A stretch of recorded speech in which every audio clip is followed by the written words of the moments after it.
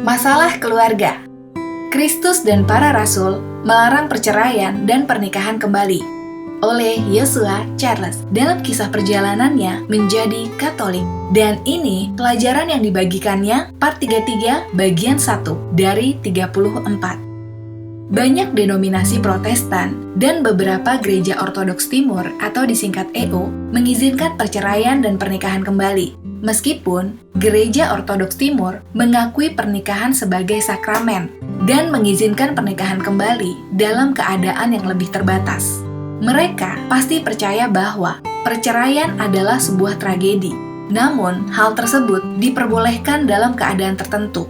Setelah bercerai, gereja-gereja Protestan dan gereja Ortodoks Timur ini juga mengajarkan bahwa masing-masing pasangan bebas untuk menikah lagi. Walaupun, sekali lagi, gereja Ortodoks Timur biasanya lebih membatasi pernikahan kembali.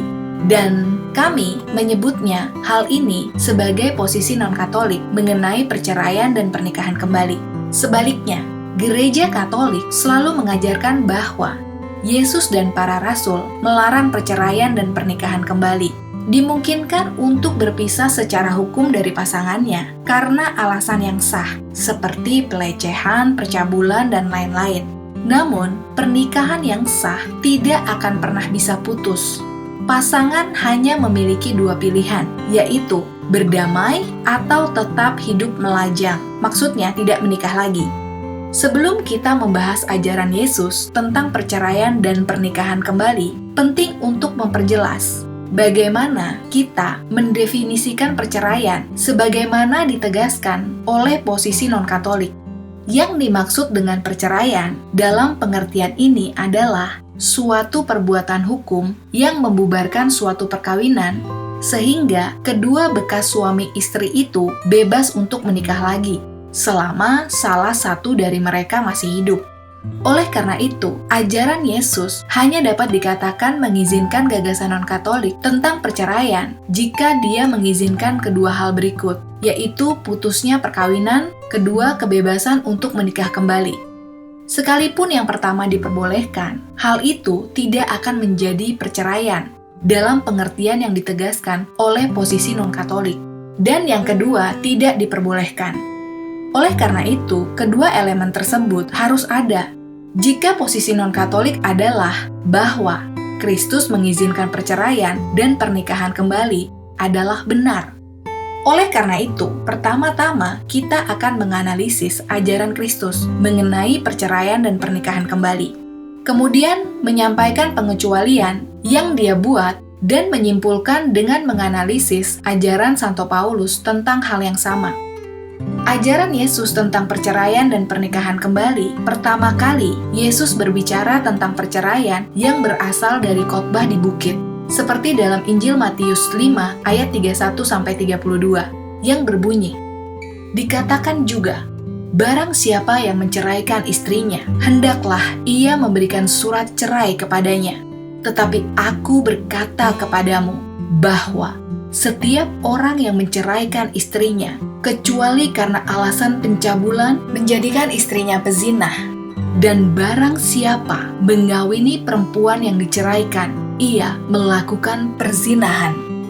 Dan Yesus membahas masalah perceraian sekali lagi dalam Matius 19 dengan bahasa yang sangat mirip, seperti dalam Matius 19 ayat 3-9 yang berbunyi, lalu orang-orang Farisi mendatangi dia dan mengujinya dengan berkata, apakah diperbolehkan menceraikan istri dengan alasan apapun?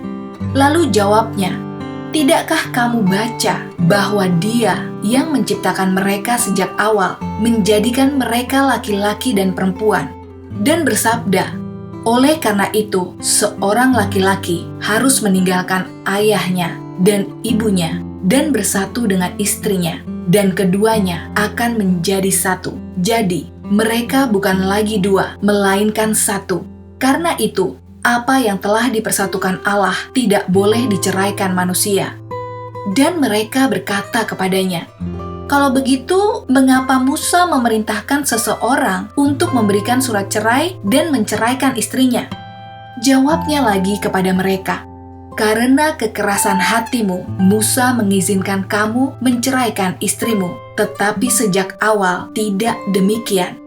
Dan aku berkata kepadamu, barang siapa menceraikan istrinya, kecuali karena pencabulan, lalu mengawini orang lain, ia melakukan perzinahan. Dan siapa yang mengawini perempuan yang diceraikan, ia melakukan perzinahan. Sebelum menguraikan perkataan Kristus, pertama-tama, mari kita mengingat ketentuan hukum Taurat yang ia maksudkan dan membandingkannya dengan ajarannya sendiri mengenai pernikahan. Seperti dalam Ulangan 24 ayat 1-4 yang berbunyi, apabila seorang laki-laki mengambil seorang istri dan mengawininya, maka istri itu tidak mendapat kemurahan di mata laki-laki itu, karena laki-laki itu mendapati suatu kecabulan pada dirinya. Lalu laki-laki itu menulis surat cerai kepadanya dan menaruhnya di tangannya, lalu menyuruhnya keluar dari rumahnya, dan dia berangkat dari rumahnya. Dan jika dia pergi dan menjadi istri orang lain, dan suami yang terakhir tidak menyukainya dan menulis surat cerai kepadanya, dan menaruhnya di tangannya, dan menyuruhnya keluar dari rumahnya, atau jika suami yang terakhir yang mengambil dia menjadi istrinya meninggal dunia, maka suami yang dahulu yang menyuruh dia pergi tidak boleh mengambil dia lagi menjadi istrinya setelah dia najis. Sebab itu adalah kekejian di hadapan Tuhan. Dan janganlah kamu mendatangkan kesalahan atas tanah yang diberikan Tuhan Allah kepadamu sebagai milik pusaka. Dengan kata lain, Taurat mengizinkan perceraian dalam berbagai keadaan. Namun, perlu diingat bahwa larangan tersebut melarang pernikahan kembali antara seorang istri dan suami sebelumnya, jika istri tersebut telah menikah untuk kedua kalinya atau lebih. Dan seperti yang diamati oleh pakar Alkitab Katolik, Dr. Scott Hahn, ketentuan dalam ulangan ini yang secara harafiah berarti hukum kedua yang ditulis oleh Musa di akhir hidupnya sebagai kesimpulan dari hukum tersebut. Awalnya, hukum Musa yaitu 10 perintah Allah yang disampaikan di Sinai hanya melarang perzinahan, seperti dalam Keluaran 20 ayat 14 dan Ulangan 5 ayat 18. Namun, setelah 40 tahun bersama orang Israel, ia menyerah terhadap kekerasan hati mereka, seperti yang Yesus katakan. Standar yang lebih tinggi diperuntukkan bagi imam besar perjanjian lama, seperti dalam Imamat 21 ayat 13-15, yang berbunyi, dan dia, imam besar, harus mengambil seorang istri yang masih perawan, seorang janda atau orang yang diceraikan, atau perempuan yang cemar, atau seorang pelacur, tidak boleh dinikahinya. Tetapi ia harus mengawini seorang perawan dari bangsanya sendiri, supaya ia tidak mencemarkan anak-anaknya di antara bangsanya, karena akulah Tuhan yang menguduskannya. Dengan kata lain, imam besar Israel tidak akan pernah bisa menikahi wanita yang sebelumnya pernah menikah atau melakukan perzinahan. Sedangkan kedua pilihan tersebut secara teori tetap terbuka bagi sebagian besar orang Israel. Namun, secara hipotesis atau dugaan, menurut ketentuan ulangan imam besar, masih bisa menceraikan istri pertamanya dan mengawini istri kedua asalkan istri tersebut masih perawan dan belum pernah menikah atau melakukan percabulan. Jadi, jelas bahwa Yesus menetapkan standar yang lebih tinggi. Bahkan, jika kita menerima pandangan non-Katolik bahwa perceraian hanya diperbolehkan dalam kasus percabulan, hal ini juga merupakan standar yang lebih tinggi daripada yang dikenakan, bahkan pada imam besar Israel. Yesus juga berbicara tentang perceraian dalam Injil Markus dan Lukas. Namun, dalam setiap contoh tersebut, Yesus tidak memasukkan pengecualian yang hanya disebutkan dalam Matius, yaitu diperbolehkannya perceraian karena ketidaksucian. Oleh karena itu, apakah Kristus mengajarkan posisi Katolik atau non-Katolik mengenai perceraian dan pernikahan kembali? Itu bergantung pada isu pengecualian yang disebutkan oleh Yesus sehubungan dengan ketidaksucian, seperti dalam Matius 5 ayat 32 dan 19 ayat 9. Sebuah pengecualian untuk imoralitas seksual, seperti dalam Matius 5 ayat 32 dan 19 ayat 9. Pertama, penting untuk menyadari bahwa baik Markus maupun Lukas tidak memuat pengecualian ketidaksucian yang ditemukan dalam Matius. Dalam Markus 10 ayat 11-12, ajaran Yesus berbunyi, "Dan di dalam rumah, murid-murid bertanya kepadanya tentang hal itu, dan dia berkata kepada mereka, 'Barang siapa menceraikan istrinya dan mengawini orang lain, ia melakukan perzinahan terhadap istrinya. Dan jika dia menceraikan suaminya lalu mengawini orang lain, dia melakukan perzinahan.'" Demikian pula dalam Lukas, ajaran Yesus tidak terkecuali, seperti dalam Lukas 16 ayat 18 yang berbunyi, "Setiap orang yang menceraikan istrinya dan mengawini orang lain melakukan perzinahan, dan siapa yang mengawini perempuan yang diceraikan suaminya melakukan perzinahan." Di kedua tempat tersebut, ajaran Yesus tentang pernikahan kembali adalah mutlak, dilarang. Lukas juga memberikan rincian tambahan. Di sana, Yesus mengatakan bahwa siapapun yang menikahi wanita yang telah diceraikan berarti melakukan perzinahan. Oleh karena itu, seseorang yang baru pertama kali menikah pun tidak dapat melakukan hal tersebut dengan wanita yang telah bercerai. Bahkan, orang ini, kata Yesus, akan melakukan perzinahan. Ajaran-ajaran ini saja sudah menunjukkan bahwa apapun yang Yesus bicarakan ketika ia menggunakan kata perceraian bukanlah hal yang sama yang dimaksudkan oleh mereka yang menganut paham non-Katolik. Ketika mereka mengatakan perceraian, karena yang mereka maksudkan tentu saja mencakup perceraian dan benar atau bisa untuk menikah lagi. Namun, baik dalam Markus maupun Lukas, Yesus dengan tegas melarang pernikahan kembali. Tidak hanya bagi orang yang bercerai, tetapi juga bagi mereka yang berani menikahi mereka, meskipun mereka sendiri belum pernah menikah sebelumnya. Hal ini berarti posisi Katolik sangat diunggulkan untuk memenangkan argumen tersebut. Namun, kita masih memiliki pengecualian untuk ketidaksucian yang ditemukan dalam Matius. Tapi, ada detail kecil namun sangat penting, baik dalam Markus dan Lukas, yang sebenarnya memperjelas pengecualian yang tampak ambigu yang ditemukan dalam Matius. Detailnya dapat dilihat dengan menanyakan apakah Yesus melarang perceraian dalam salah satu ayat di atas. Secara teknis, tidak. Dia tidak melakukannya. Dalam kedua kasus tersebut, dia berbicara tentang dua tindakan, perceraian dan pernikahan kembali, yang dia hubungkan dengan kata "dan". Dengan kata lain, dia tidak berbicara tentang seseorang yang sekedar menceraikan pasangannya. Dia berbicara tentang seseorang yang menceraikan pasangannya dan menikah lagi. Hal ini menunjukkan bahwa meskipun Kristus melarang pernikahan kembali, ada perasaan bahwa Dia mengizinkan apa yang diterjemahkan sebagai perceraian dalam keadaan tertentu. Keadaan seperti apa yang mungkin terjadi?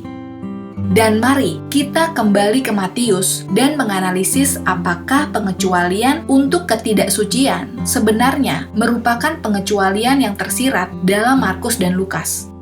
Ajaran Yesus tentang perceraian dalam khotbah di bukit, sekali lagi, adalah seperti dalam Matius 5 ayat 32-31 yang berbunyi, dikatakan juga, "Barang siapa menceraikan istrinya, hendaknya ia memberikan surat cerai kepadanya.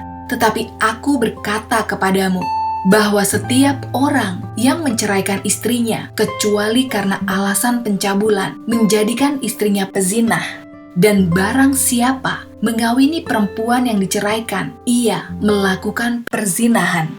Dengan mengingat Markus dan Lukas, kita sekarang melihat pola serupa. Bahkan dalam Matius, Yesus mengajarkan bahwa pernikahan kembali dilarang. Bagaimana kita mengetahui hal ini? Karena Dia berkata, "Siapa yang mengawini perempuan yang diceraikan, ia melakukan perzinahan." Hal ini membuat posisi non-Katolik tidak mungkin dilakukan, karena tidak hanya memperbolehkan perceraian, tetapi juga pernikahan kembali. Namun, Yesus mengatakan bahwa bahkan orang yang bercerai pun tidak dapat menikah lagi, dan siapapun yang menikahi mereka berarti melakukan perzinahan. Oleh karena itu, ketika Yesus menggunakan kata perceraian, itu pasti berarti sesuatu yang meniadakan kemungkinan untuk menikah kembali. Kesimpulan ini mengalir secara apodeik. Hal ini juga sangat sesuai dengan Markus dan Lukas yang mencatat kata-kata Yesus, mengacu pada seseorang yang bercerai dan menikah lagi, sehingga membuka kemungkinan untuk sekedar bercerai. Kata-kata Yesus dalam Matius memperkuat poin ini dengan melarang pernikahan kembali dan menunjukkan bahwa apa yang dia sebut perceraian tidak dapat diterima dalam semua kasus kecuali ketidaksucian.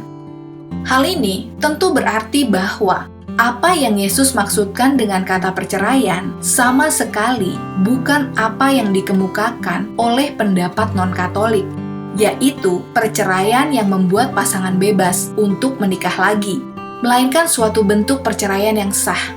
Perpisahan dari pasangannya karena alasan yang jelas, yaitu ketidaksucian. Perpisahan ini tidak membubarkan perkawinan, karena jika hal ini terjadi, mustahil bagi Yesus untuk melarang pasangan yang diceraikan untuk menikah lagi dan menyebut hal tersebut sebagai perzinahan, karena hal ini mengandaikan adanya perkawinan. Dan mari kita lanjutkan ke bagian terakhir dalam Matius dengan pengecualian yang sama. Bunyinya hampir persis sama dengan kata-kata Yesus dalam khotbah di bukit. Namun dengan tambahan detail mengenai reaksi para murid seperti dalam Matius 19 ayat 9-10 yang berbunyi, "Dan aku berkata kepadamu, barang siapa menceraikan istrinya kecuali karena pencabulan, lalu mengawini orang lain, ia melakukan perzinahan. Dan siapa yang mengawini perempuan yang diceraikan, ia melakukan perzinahan." Lalu murid-murid itu berkata kepadanya, "Kalau laki-laki yang beristri seperti itu tidak baik menikah."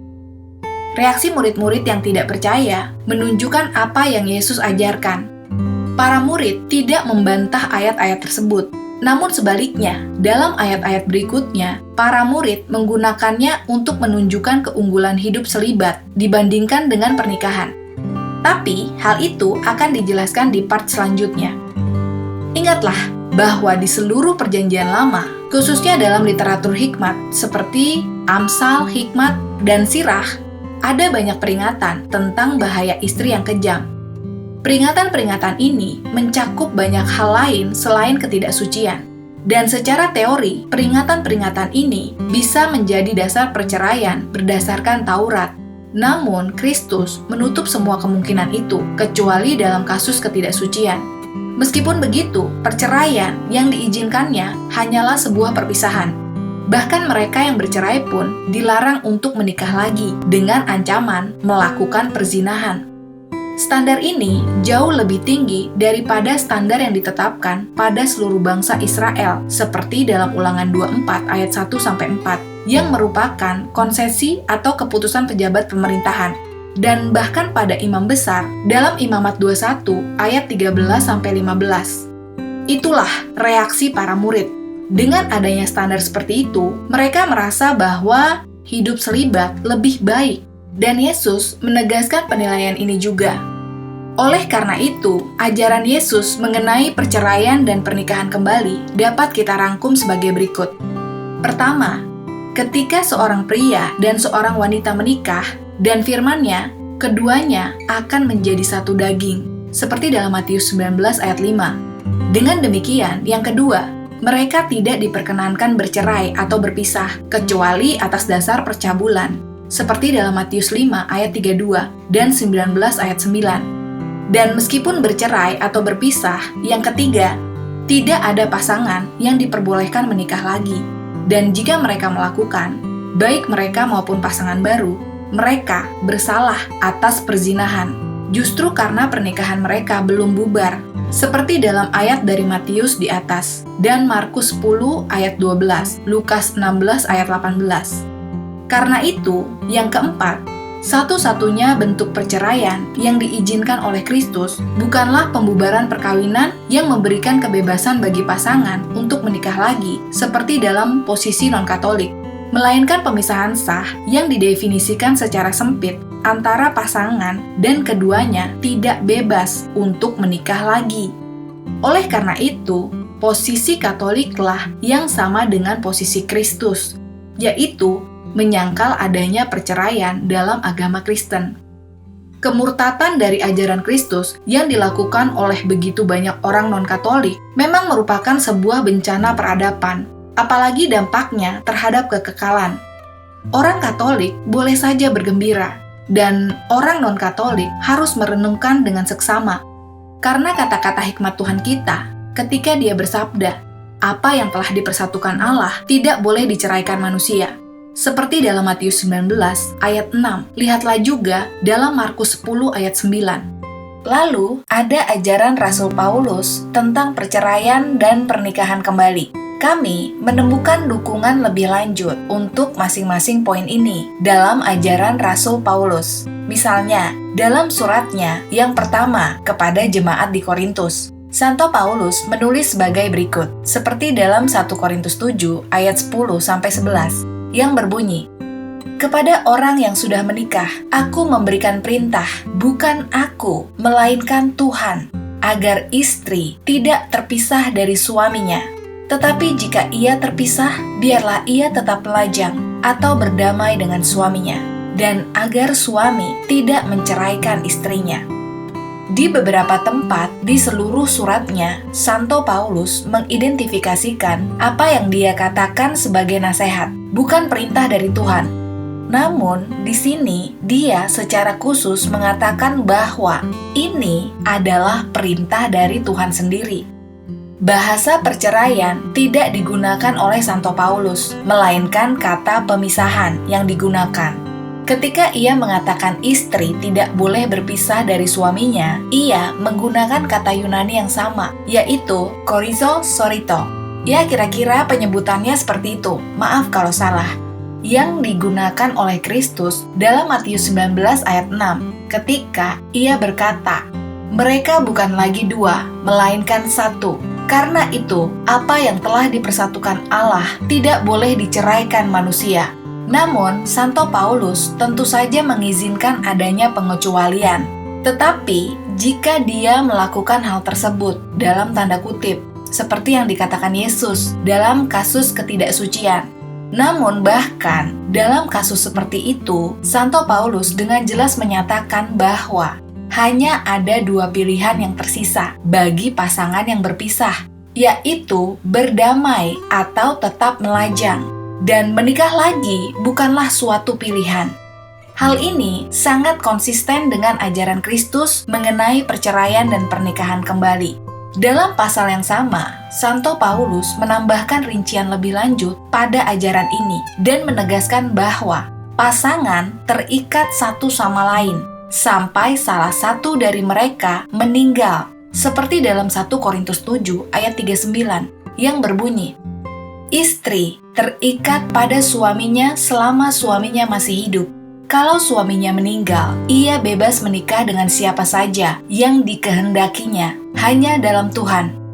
Ia menggunakan bahasa yang sangat mirip dalam suratnya kepada jemaat di Roma, seperti dalam Roma 7 ayat 1-3 yang berbunyi, "Tidakkah kamu tahu, saudara-saudara, sebab aku sedang berbicara kepada mereka yang mengetahui hukum, bahwa hukum mengikat seseorang hanya selama hidupnya. Demikianlah perempuan yang sudah menikah menurut hukum terkait kepada suaminya selama suaminya masih hidup. Tetapi jika suaminya meninggal, ia dibebaskan dari hukum mengenai suaminya. Oleh karena itu, ia disebut pezinah jika ia tinggal bersama laki-laki lain selama suaminya masih hidup. Tetapi jika suaminya meninggal, maka ia bebas dari hukum itu. Dan jika ia kawin dengan laki-laki lain lagi, ia bukan pezinah." Sekali lagi, kita melihat Santo Paulus secara eksplisit atau jelas menegaskan setiap aspek ajaran Yesus. Tidak ada yang namanya perceraian dalam agama Kristen. Namun, mungkin ada pemisahan dalam keadaan tertentu. Namun, dalam situasi seperti itu, pilihannya hanya ada dua, yaitu rekonsiliasi atau memperbaiki hubungan kembali, atau tetap melajang. Suara Tuhan dalam kitab suci sangat konsisten dalam setiap pokok ajaran Katolik. Dalam suratnya kepada jemaat Efesus, Santo Paulus memberi kita alasan yang sepenuhnya teologis dan sakramental mengenai mengapa perceraian dan pernikahan kembali tidak diperbolehkan bagi suami dan istri. Singkatnya, alasannya adalah karena pernikahan merupakan tanda ikatan antara Kristus dan gerejanya. Sebuah ikatan yang tidak dapat diputuskan, seperti dalam Efesus 5 ayat 21-33 yang berbunyi, "Tunduklah satu sama lain karena hormat kepada Kristus. Istri-istri, tunduklah kepada suamimu seperti kepada Tuhan, sebab suami adalah kepala istri, sama seperti Kristus adalah kepala jemaat. Tubuhnya dan dirinya sendiri adalah juru selamat. Sebagaimana jemaat tunduk pada Kristus, demikian pula istri harus tunduk pada suaminya dalam segala hal, tanpa noda atau kerut atau semacamnya, supaya ia suci dan tidak bercacat. Demikian pula suami harus mengasihi istrinya seperti tubuhnya sendiri. Dia yang mencintai istrinya mencintai dirinya sendiri, sebab tidak seorang pun membenci dagingnya sendiri, tetapi memelihara dan menyayanginya seperti yang Kristus lakukan terhadap jemaatnya, karena kita adalah anggota tubuhnya. Sebab itu, laki-laki akan meninggalkan bapaknya dan ibunya dan bersatu dengan istrinya, sehingga keduanya menjadi satu daging. Ini adalah sebuah misteri besar, dan yang saya maksud adalah sehubungan dengan Kristus dan gereja. Tetapi, hendaklah kamu masing-masing mengasihi istrinya seperti dirinya sendiri, dan hendaknya istri itu melihat bahwa ia menghormati suaminya." Memang benar, tanda sakramental pernikahan ini menunjuk pada kesatuan Kristus yang kekal dan tidak dapat dipatahkan dengan gerejanya yang menjadi tujuan semua pengharapan kita akan kekekalan. Seperti dalam Wahyu 21 ayat 2-4 yang berbunyi, "Dan aku melihat kota suci, Yerusalem yang baru, turun dari surga, dari Allah, berhias bagaikan pengantin perempuan yang berdandan untuk suaminya. Lalu aku mendengar suara nyaring dari tahta itu yang berkata, 'Sesungguhnya kediaman Allah ada di tengah-tengah manusia, dan Dia akan tinggal bersama-sama mereka, dan mereka akan menjadi umat-Nya, dan Dia akan menjadi Allah mereka. Ia akan menghapus segala air mata dari mata mereka, dan maut tidak akan ada lagi, juga tidak akan ada lagi perkabungan, tangisan, atau duka cita, sebab hal-hal yang dahulu sudah berlalu.'" Demikian, semoga penjelasan dari Yosua Charles dalam perjalanannya menjadi Katolik dalam mempelajari sejarah gereja Katolik kuno ini dapat menginspirasi iman kita semua, dan tetaplah setia pada iman Katolik kita. Sampai jumpa lagi bersama saya, Benedikta. Salam sukacita.